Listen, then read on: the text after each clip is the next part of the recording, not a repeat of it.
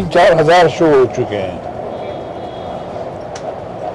और अचानक नहीं है, इन्होंने ग्रुप बनाया है।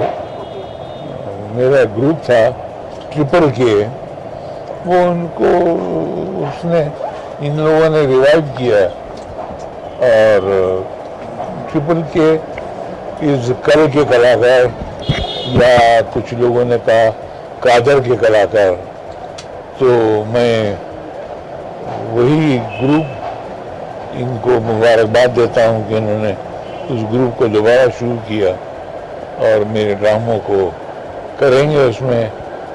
तो अगर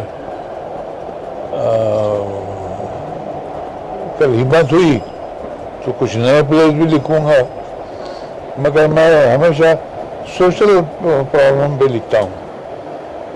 जैसे मैंने इससे पहले बड़ी देर की लिखा था, उससे पहले लोकल ट्रेन लिखा था, उससे पहले रफ्तार रही, अगर ये रफ्तार रही तो वो लिखा था, उससे पहले किसी का प्ले लिखा एडॉप्ट कर लेता था।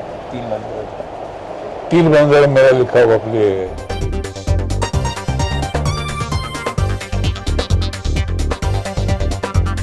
2002 में भी किया ये play. We been doing this play every year हम लोग करते हैं, मतलब हम लोग डैडी के अलग अलग प्लेस के साथ, क्योंकि जो इन्होंने 35 ईयर्स पहले लिखे थे, मतलब जो प्रॉब्लम्स है वो आज तक same cheese, only the amounts जो है पहले हज़ारों में थे, अभी करोड़ों में हो गए और उतनी चेंजेस हुए।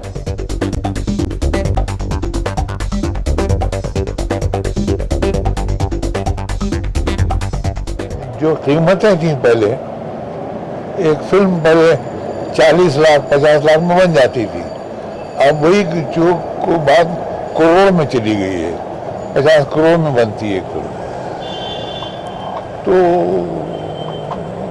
कॉमन मैन तो बना ही नहीं सकता, और आज डिस्ट्रीब्यूशन नहीं है। यानी पहले डिस्ट्रीब्यूटर हुआ करते थे जो डिस्ट्रीब्यूट करते थे आप फिल्म, और वो आपकी फिल्म को पूरे इंडिया में रिलीज करते थे। आज वो डिस्ट्रीब्यूटर है नहीं, क्योंकि उनकी हिम्मत नहीं है फिल्म को रिलीज करने की। तो कीमतें बहुत बढ़ गई हैं, और ये हुआ सिर्फ सब हमारी कंपनीज के थ्रू। उन्होंने जिसे कोई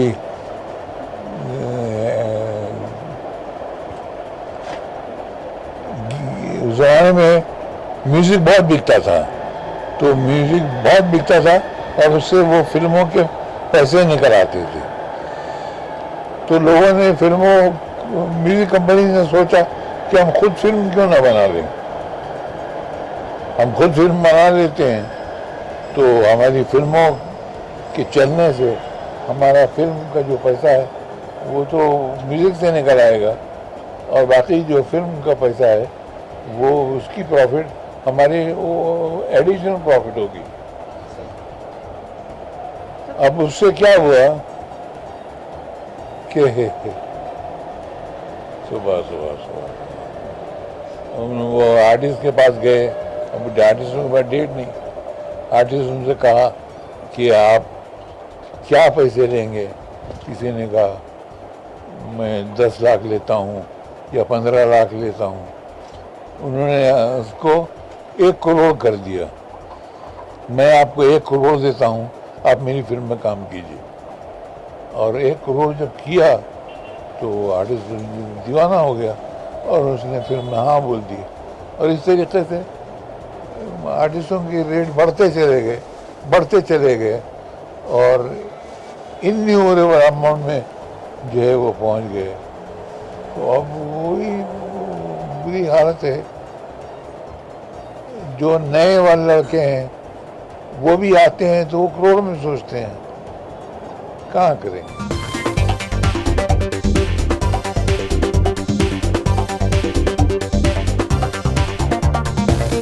मैंने एक फिल्म की थी जो मैं डायरेक्ट करने वाला था अमिताभ के साथ, उन दिनों में जब आई वॉज शूटिंग फॉर कुली।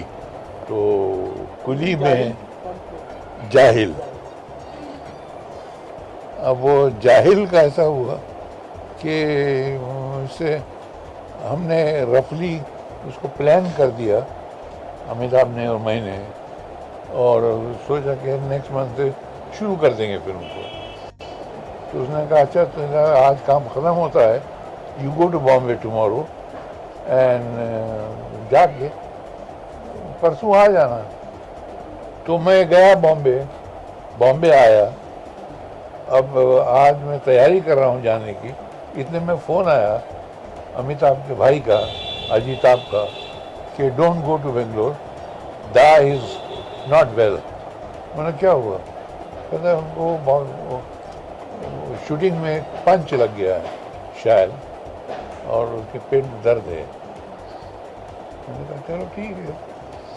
हम उसके बाद बॉम्बे गए, बॉम्बे कुछ काम था वो करके वापस आए, तो दूसरे दिन की टिकट बुक करने लगे।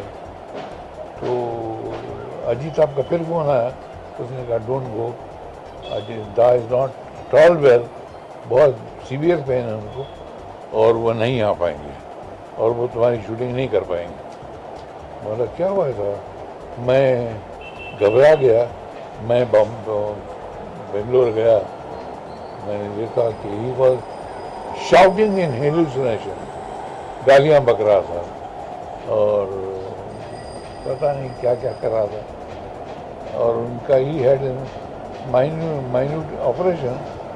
क्या हुआ? उसके अंदर ब्लड जो है वो ब्लड पस में कन्वर्ट हो रहा था और पस जो है वो बह नहीं पा रहा था। हम लोग उनको लेके बॉम्बे आए बड़ी मुश्किल से, मैं, मनमोहन देसाई और सब, प्रकाश बेहरा पहुँचे, वो और पुनीत सर, जिसकी वजह से अब जिसका पंच लगा या टेबल का कोना लगा, गॉड नोज। हम वहाँ पहुँचे, हम बॉम्बे आए, हमने इनको यहाँ एडमिट किया ब्रिज कैंडी हॉस्पिटल में, और वहाँ से उनको यह जो है उनका पस सेल लेके ही फ्लू टू अमेरिका, लंदन, और वहाँ जाके उन्होंने उनका पस चेक किया तो कोई भी एंटीबायोटिक उनको सूट नहीं कर रहा था। एक एंटीबायोटिक 3 दिन के बाद सूट किया और वो एंटीबायोटिक लेके ही फ्लू बैक टू बॉम्बे। और उसके बाद डॉक्टर जोसेफ कॉटन उनको भी लेकर आए। जोसेफ कॉटन को लाने के बाद हाँ उनको दवाई दी, थोड़ा सा सुकून हुआ, उनको पेन थोड़ा कम हुआ। अब जोसेफ कॉटन ने कहा कि उनको यहाँ पर ऑपरेट करके यहाँ नीचे ऑपरेट करेंगे और वहाँ पर नस में, इंटेस्टाइन में जहाँ चोट लगी है उस चोट को वेल्ड करेंगे। तो अमिताभ ने ऐसे ही पूछा कि doctor what are my chances. Doctor वहाँ के तो बड़े बड़े ब्लंट होते हैं। उन्होंने कहा वेल 50-50, 50% आप जिंदा रहेंगे या नहीं रहेंगे। वो डर गया बेचारा, हम सब रो पड़े, या अल्लाह उस पर रहम कर।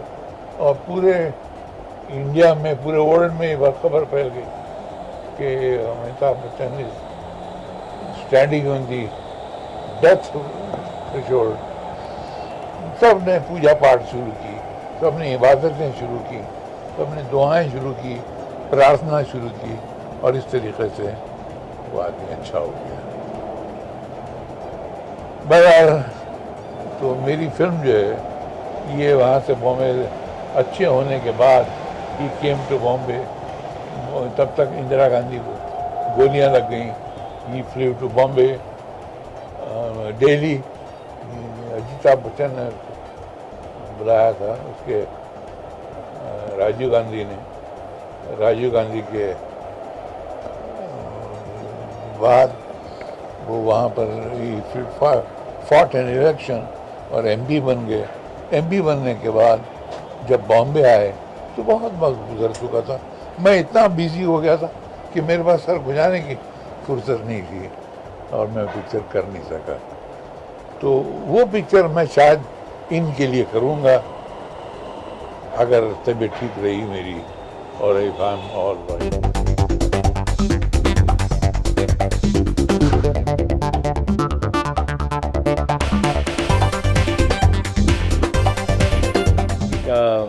जो हम लोग ये प्ले कर रहे हैं गाइस, ये इसके प्रोड्यूसर्स जो है वो हम लोग नहीं हैं ये बार, ये मेरे दोस्तों की कंपनी है मेकिंग नॉइज़ करके। ये तन्मय रंजन जो राकेश रंजन जी का बेटा है वो, जो बलराम प्रसाद भैया बना है वो है, और लौरा मिश्रा, ये लोग मिलके ये कंपनी लॉन्च की है मेकिंग नॉइज़, जिससे हम लोग हमारे डैडी के काफ़ी प्लेस हम लोग उसमें इंशाल्लाह ये फरवरी के 22 को जो हम लोग ओपनिंग कर रहे हैं, उसके बाद हम लोग मार्च में इसके काफ़ी फेस्टिवल करने वाले, काफ़ी शोज़ करने वाले हैं। तो डैडी की और मेरी हम सबकी दरख्वास्त है कि आप सब लोग आइए वहाँ पे और देखिए हमारा शो प्लीज़। Thank you. आप कुछ बोलेंगे? एक प्ले जो मैं लिखने वाला हूँ, गुजराती में लिखा तो ज़माने में, माफ़ कर जो नाटक नहीं था है, और इसको हिंदी में था यारों मुझको माफ़ करना। ये नाटक नहीं होगा। ये प्ले था कि अगर ड्रामा न हो, ड्रामे में दो चीज़ें बहुत इम्पोर्टेंट होती हैं, एक तो पैसा और एक लड़की। अगर लड़की न हो तो कुछ लोग लड़की के लिए आते हैं, वो चले जाते हैं, और कुछ लोग चाय के लिए, नाश्ते के लिए आते हैं और वो चले जाते हैं। तो अगर ये दो इम्पोर्टेंट चीज़ें न हो तो लोग प्ले छोड़ के चले जाते हैं। तो वो प्ले ज़रूर देखिएगा, माफ़ कर जो नाटक नहीं था, यारों मुझको माफ़ करना, ये नाटक नहीं होगा।